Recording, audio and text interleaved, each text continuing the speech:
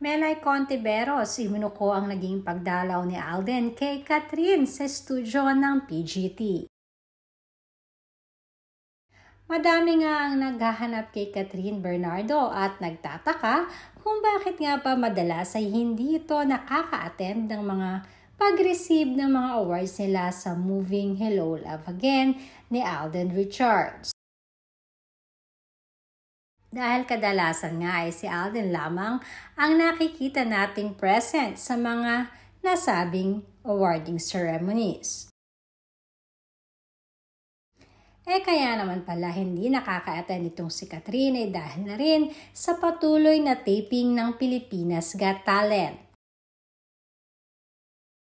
Dahil hindi lamang naman pala isang araw lamang ang taping nito kundi sometimes pa ay 3 times a week.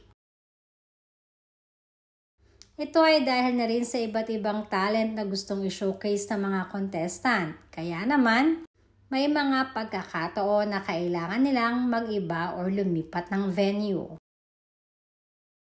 Isang patunay lamang ito na talagang malaking oras ang ginugugol ni Catherine Bernardo para sa programang ito. Kaya kung ating mapapansin ay wala ring movie at teleseryeng ginagawa ngayon si Catherine kung hindi ang taping lamang ng PGT. Gayon pa man ay sinasabing isang malaking revelation naman ang hindi sinasadyang i-booking ni Melay during sa backstage meeting. Dahil sa isang conference nga ay bilanggit ni Melay ang naging pagdalaw ni Alden kay Catherine sa PGT studio.